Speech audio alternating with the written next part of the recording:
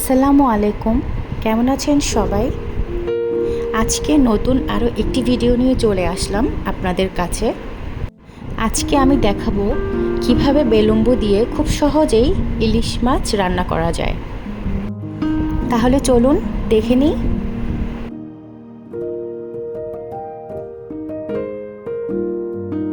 প্রথমে আমি ইলিশ মাছটিকে খুব ভালোভাবে কেটে ধুয়ে নিব।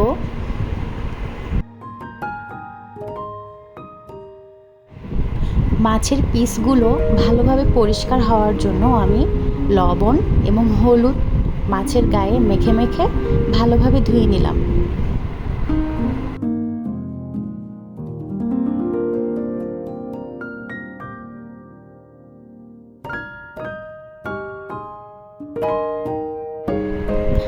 আমাদের মাছ ধোয়া শেষ।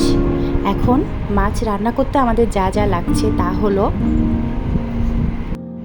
দুটো পেঁয়াজ কুচি, কাঁচামরিচ, গুঁড়া মরিচ এবং গুঁড়া হলুদ মাখানো, আরও রয়েছে বেলুম্বু এবং টমেটো। প্রথমে আমরা মাছের পিসগুলোর সাথে লবণ, মরিচ এবং হলুদ ভালো মতো মেখে মিক্স করে নিলাম।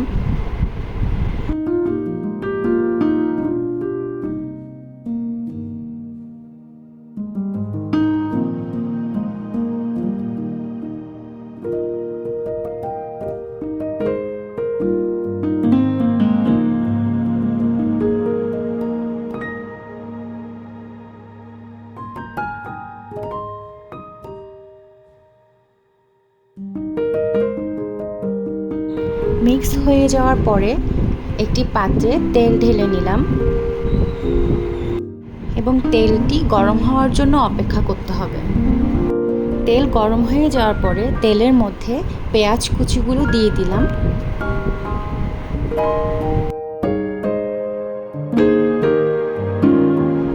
তারপর খুব ভালোভাবে নাড়তে হবে।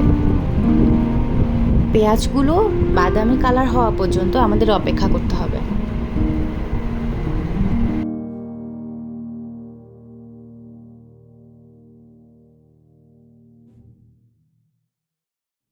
এরপর পেঁয়াজগুলো যখন হালকা বাদামি কালার হয়ে আসবে তখন সেই মাখানো মাছের পিসগুলো পাত্রে ঢেলে দিতে হবে।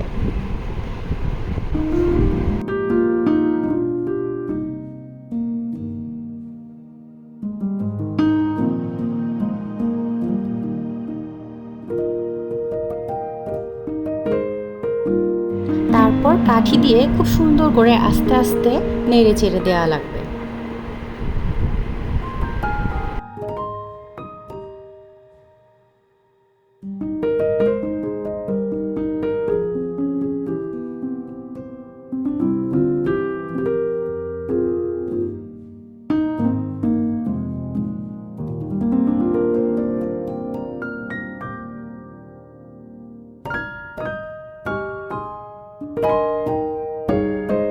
চুলার আঁচটা কিন্তু মিডিয়ামের থেকে সামান্য কম রাখতে হবে, কারণ চুলার আঁচ বেশি হলে মাছ পুড়ে যাওয়ার সম্ভাবনা থাকতে পারে। এখন মাছের উপরে একটি পেঁয়াজ কুচি করে দিয়ে দিচ্ছি।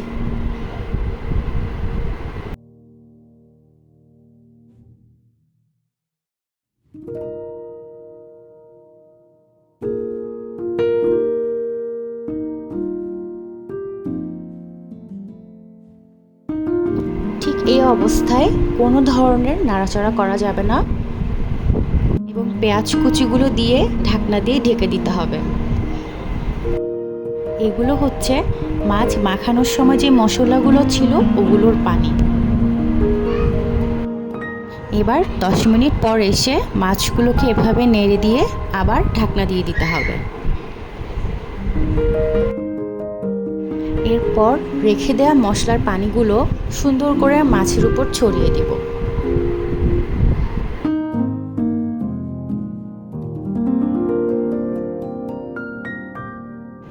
তারপর একটু হালকা নেড়ে চেড়ে নিচ্ছি। আমি ঠিক যেভাবে দেখাচ্ছি ঠিক সেভাবেই নাড়তে হবে।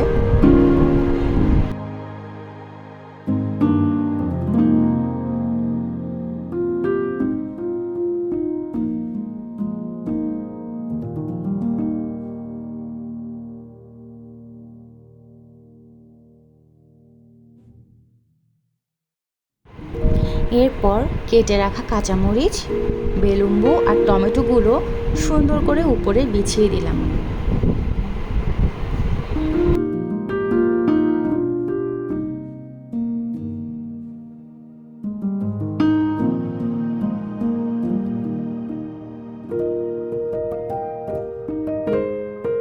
তারপর আবার 10-15 মিনিটের জন্য ঢাকনা দিয়ে ঢেকে দিব। চুলার আঁচ কিন্তু মিডিয়াম রাখতে হবে।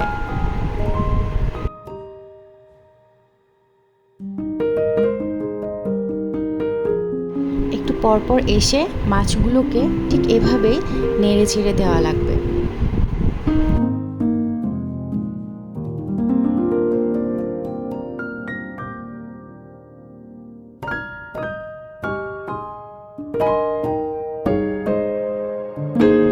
এরপর উপরে ধনেপাতা কুচি দিয়ে দিতে হবে। তারপরে আমরা কিছুক্ষণের জন্য ঢাকনা দিয়ে ঢেকে রাখবো।